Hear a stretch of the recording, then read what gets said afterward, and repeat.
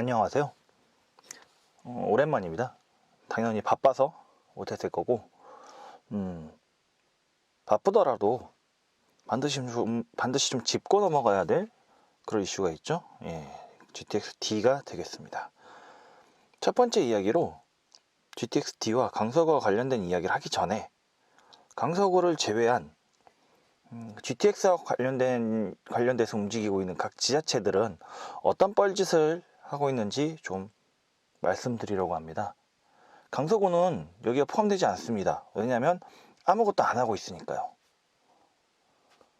자, 우선 현재까지의 상황을 좀 살펴볼게요.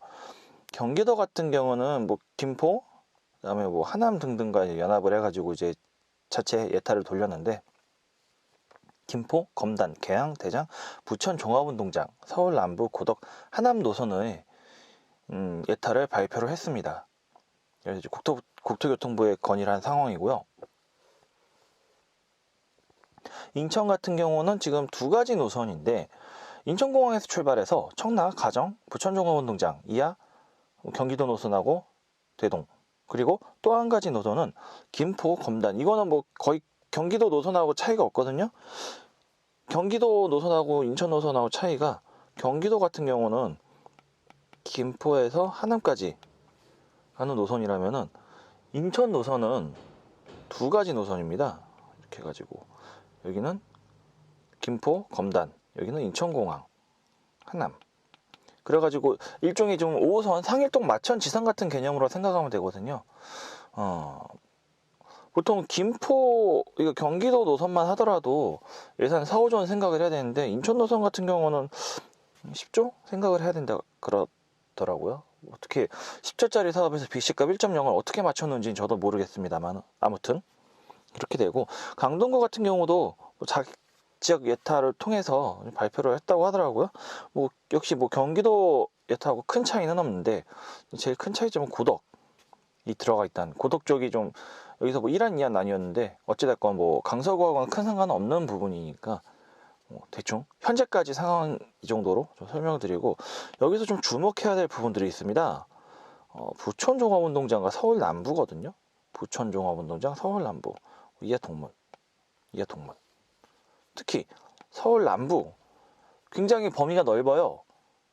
과연 서울 남부는 어디를 지칭하는 거냐인데, 일단은 약간 좀 지자체 예타마다 차이는 있습니다만은, 우선 이 서울 남부라고 지칭하는 베이스 노선이 있기는 있어요. 이게 지금 2010년대 서울시에서 계획했던 이제 남부광역 급행철도가 모델이거든요. 이 노선이 대략적으로 부천종합운동장, 가디단, 신림사당, 강남, 산성, 잠실 정도입니다. 약간 좀 2호선의 급행 성격이 좀 강하거든요. 근데 이게 문제가, 지금 GTX 남부광역 급행철도는 전혀 다른 개념이어서 맞지 않는 노선입니다. GTX 같은 경우는 경기도 혹은 수도권과 서울 도심 지역, 업무지구 등을 빠르게 연결하기 위함이라면은 2호선 같은 경우는 2호선의 남부지방 정도를 급행으로 만드는 거는 이 개념이 아니거든요. 그래서 지금 지역 예타 돌려서 국토부에 건의한 대략적인 내용들은 남부광역 철도를 중심으로 이 노선을 베이스로 해가지고 경기도 혹은 인천, 그다음 이쪽은 하남, 좀 더 광주나 이런 데도 남양주까지 있자 그런 이야기도 있는데, 아무튼 그래서 GTX와 남부광역철도는 전혀 다른 성격의 노선인데, 이거를 지금 믹스시켜가지고 예타를 발표했습니다. 왜 지자체들은 남부광역 급행철도를 모델로 했을까인데, 결론부터 말씀드리자면 예타를 개판으로 돌려서 그런 거거든요. 자, 우선 좀 다른 예로 들면은, 이거 원종 홍대선이라 불리는 서부광역철도의 지자체 예타는 약 5년 정도 걸렸습니다. 물론 이게 중간에 한번 빠꾸 먹어가지고 1차 예타 약 2년, 2차 예타 약 2년에서 거의 도합 5년 정도의 시간이 좀 걸리긴 했는데, 서부광역철도 같은 경우 현재 예정 노선이 18km짜리거든요.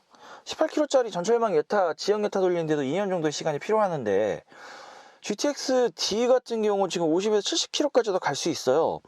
이렇게 긴 장거리 노선 예타 기간을 10개월 만에 끝냈습니다. 2019년 10월에 이제 3차 대광이 교통망 발표 때 GTX-D가 처음으로 언급이 됐고, 언급이 되자마자 뭐 경기도, 김포, 하남, 뭐 인천, 강동구 등등은 잽싸게 지하철 예타 돌려가지고 이제 2020년 8월에서 10월 사이에 다 발표를 했거든요. 예타 조사 기간을 산정해서 너무 짧습니다. 이 기간은. 그리고 GTX라는 노선 자체가 워낙에 많은 지역과 이익관계가 얽혀있기 때문에 특정 지자체가 예타를 뽑을 수가 없는 규모거든요. 뭐 GTX-A를 들지 공사 중인 이 예타 주간은 국토부가 직접 했었고, 기간도 3년 정도 시간이 걸린 것으로 알고 있습니다. 그리고 이렇게 지자체 예타 같은 경우는 지역 로컬망은 상관이 없는데, 경기도가 이런 경기도, 서울, 경기도를 이루는 엄청난 노선을 예타로 돌린다면 서울 노선을 짤 수가 없어요. 서울 역시 자기네 관할 서울시나 지자체구에서 자기 지역에 관련된 노선을 예타를 돌릴 수는 있지만은 그 밖을 벗어날 수는 없거든요. 다른 지자체들과의 합의가 필요한 부분인데, 이 부분을 전부 다 생략을 하니까 각 지자체들이 아는 지역만 예타를 돌렸기 때문에, 자, 경기도를 예로 듭시다. 뭐 김포, 뭐 인천, 검단, 신도시 다, 뭐 경기도, 하남 다 좋아요. 서울은 어떻게 해? 서울 예타를 짤 수가 없거든요. 그러니까 이제 남부광역 급행철도 기존에 지금 존재하는 예상 노선 도죠, 이거를 그냥 끌어 쓴 거밖에 안 되거든요. 참고로 남부광역 급행철도 같은 경우는 2010년대 초반부터 서울시가 계획을 해가지고 계속 국토교통부에 이거 철도망 노선에 넣어주세요로 얘기를 하고 있는데, 10년 동안 국토교통부에서 거슬떠도 안 보는 노선입니다. 왜냐, 이게 2호선의 쌍둥이 노선이라고, 2호선의 급행 버전이라고 얘기를 했잖아요. 2호선이 이렇게 있으면은 그 옆에 밑에다가 뭐 남부광역 급행철도를 놓는다, 약간 좀 이런 개념인데, 우리나라 예산이 같은 노선을 중복으로 깔 만큼 예산이 많지는 않습니다. 이 돈 있으면은 남부광역 급행철도를 빼버리고 다른 지역에 전철을 깔아주는 게 우선이거든요. 그 정도로 우리나라 예산 규모가 여유 있진 않기 때문에 이러한 중복 노선에 대한 투자는 최대한 피해가는 경향인 걸로 알고 있습니다. 그래서 남부광역 급행철도가 빠진 거였고, 이렇게 10년째 지금 국토부 교통망 후보에도 못 드는 노선을 경기도 지자체들이 서울은 우리가 짤 수 없네, 서울시나 구랑 합의하려면 시간 엄청 오래 걸리니까 일단 나온 거 쓰지. 그리고 강동구 같은 경우도 본인 지역 관내 노선은 예타 쓸 수 있더라도 나머지 지역들은 자기 강동구의 권한 바뀌거든요. 그렇기 때문에 다 그냥 경기도에서 짜놓은 노선, 남부광역 급행철도 다 그냥 그거 집어넣어가지고 예타로 돌린 거예요. 50에서 70km짜리 광역 노선을 짜는데 지자체들의 협의가 안 된 상황에서 자기 관내 노선만 돌리고 나머지는 그냥 대충 짜맞춘다, 이게 바로 예타를 개판으로 돌린다는 뜻이거든요. 그래서 지자체가 개판으로 예타를 돌린 결과, 일단 각 지자체들이 돌린 예타의 목표가 있습니다. 무조건 지하철 관내에 GTX가 지나가야 됩니다. 그렇죠. GTX 예타니까요. 비시값 1.0을 맞춰야 돼요. 그래야 받아주거든요. 나머지 지역은 기존에 존재하는 예정 노선도를 참고할 수밖에 없죠. 제가 앞전에 방금 설명드렸죠.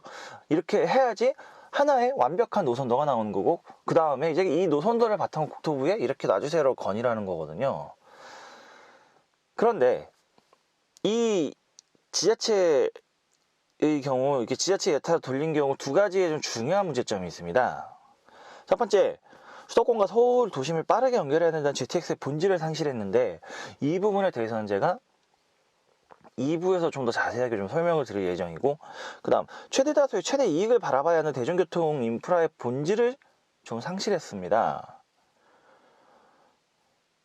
특히 GTX처럼 굉장히 광범위한 노선을 어우르는 곳은 특정 지역의 이익을 바라봐서는 안 되고 가장 많은 사람들이 이용을 해야 되고 가장 많은 사람들이 혜택을 봐야 되거든요.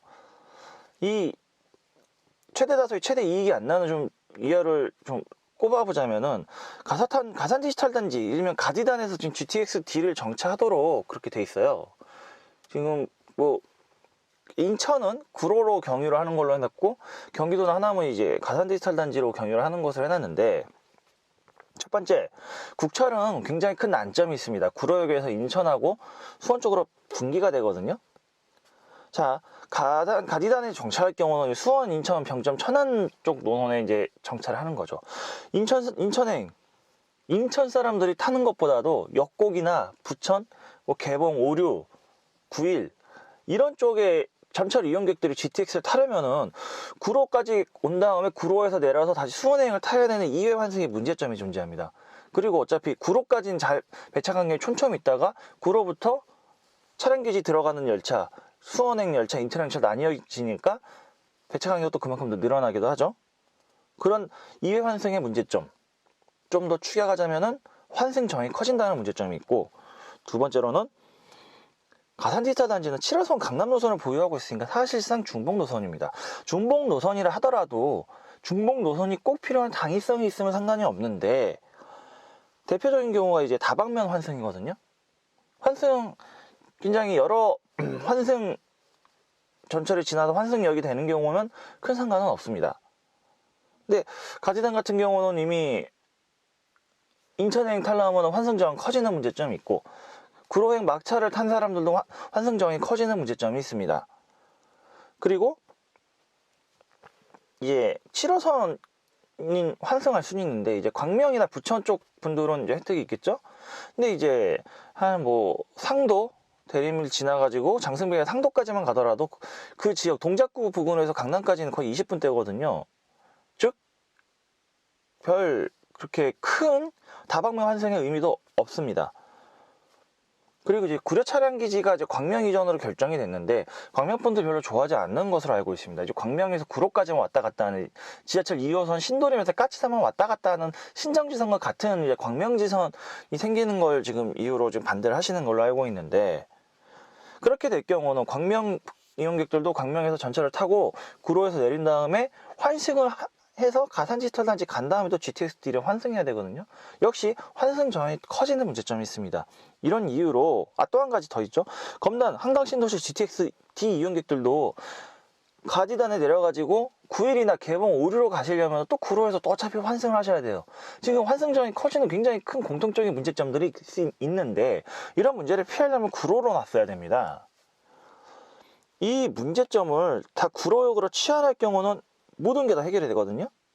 인천행 이용객들도 구로까지 와서 1회 환승으로 GTX-D를 이용할 수 있고, 중복 노선 아니죠? 상관없고, 다방면 환승의 경우도 중복 노선이 아니기 때문에 중복 노선이 아니기 때문에 다방면 환승이 굳이 필요는 없습니다만은, 수도권의 수원, 천안부터 수원, 안양, 그 다음 금정, 그 다음에 인천 쪽으로 가도 뭐 인천, 부천, 구로 굉장히 많은 지역을 커버하는 국철 노선에 대한 환승역이 되기 때문에 이 문제도 해결이 되고, 구로 차량기지 광명 이전 하더라도 광명에서 구로 내려서 바로 GTX-D로 환승할 수 있거든요. 해결됩니다. 검단 신도시, 한강 신도시 분들도 구로에서 내려가지고 뭐 인천을 가든 도심을 가든 수원을 가든 다 가실 수 있고, 강남 쪽은 계속 그냥 GTX-D 타시고 강남 가시면 됩니다. 그래서 제가 앞전에 설명드렸던 최대 다수의 최대 이익이 실현이 안 된다는 게 이제 이런 부분이거든요. 인천에 타는 구로를 좀 분기로 그렇게 하도록 했는데, 그럴 수밖에 없는 게 인천 수원이 분기가 되니까 인천 분들의 이용률을 올리려면은 구로로 놓을 수밖에 없죠, 인천 기준에서는.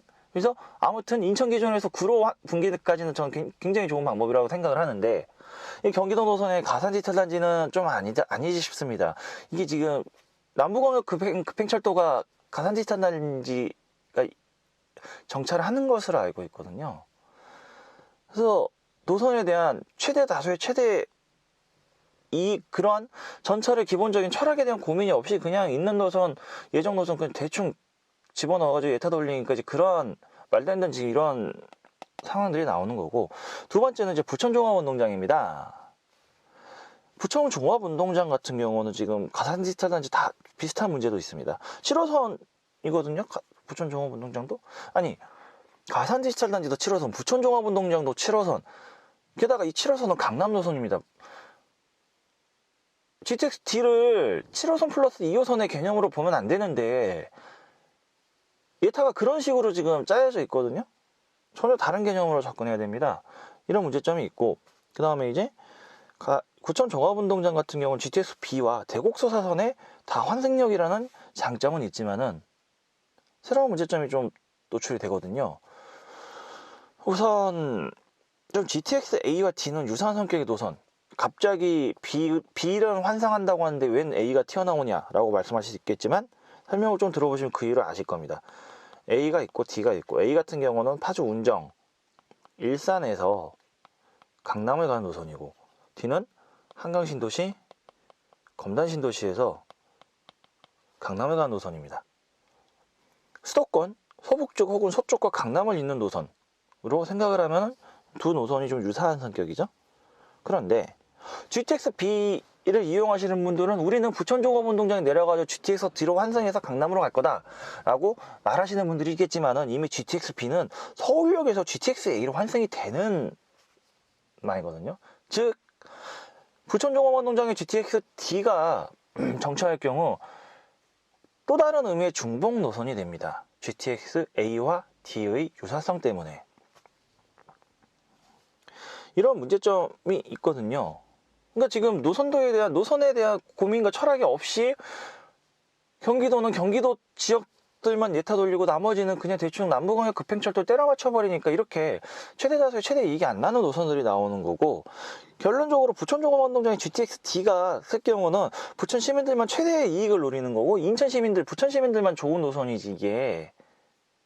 심지어 한강 신도시, 검단 신도시 분들도 그렇게 썩 좋은 노선 아닙니다. 밑으로 삥 돌아갔다 올라간 노선이거든요. 지금 이제 주제가 강서구 이야기니까 강서구랑 GTX-D 강서구에 들어간다 치면 이런 노선이 되는데, 지금 같은 경우는 이렇게 갔다 올라가요. 여기 이제 부천종합운동장이거든요. 굳이 한강 검단 신도시 입장에서 좋을 게 없고,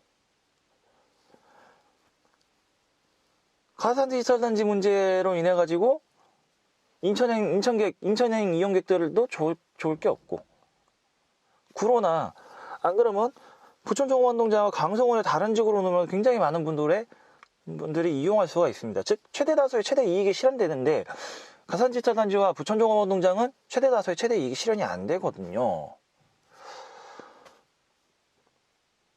한강 신도시 분들과 검단 신도시 분들한테 한 가지 질문을 드리고 싶습니다.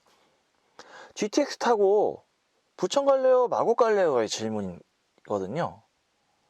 계속 제가 주장하는 최대 다수의 최대 이익과 관련된 그런 부분이기도 하죠. 그래서 오늘은 이야기가 여기서 마무리될 것 같고, 이 이야기도 아마 3부에서 좀 다뤄질지도 모르겠어요. 2부가 될지 3부가 될지는 아마 분량을 좀 조정을 해보면서 저도 만들어 봐야 알 수 있을 것 같고, 다음번에는 어떤 이야기들이 나오느냐, GTX 노선 설계의 기본적인 방법론에 대해서 좀 이야기를 해드리겠습니다. GTX가 어떤 철학에, 어떤 목적에, 어떠한 이유로 존재하는 노선이며, 그 방법론에 기초한 노선 설계를 했을 경우는 어떤 식의 노선이 나와야 되는지에 대해 좀 설명을 드릴까 합니다. 그러면서 이제 자연스럽게 이어지는 게 GTX-D와 강서구의 관계가 되겠죠.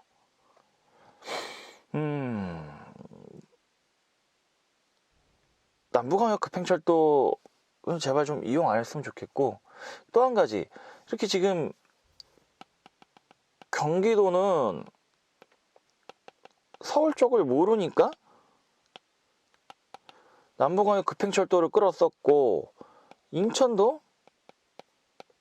경기도와 서울을 모르니까 경기도 노선 안, 서울은 남부광역 급행철도를 끌었었고, 강동구도 자기 관내에서만 노선에 대한 그러한 대안을 제시했지 결국 남부광역 급행철도를 끌었었거든요. 이러지 좀 맙시다. 제 생각으로는 이거 지역민들 우롱하는 거거든요. 물론 아무것도 안 하고 있는 강서구도 문제가 있는데, 해보겠다고 이런 좀 편법에 가까운 야비한 방법까지 쓰면서 예타 돌리면 그 예타 다 세금이잖아요. 최 몇천에서 억 단위로 나가는 세금인데,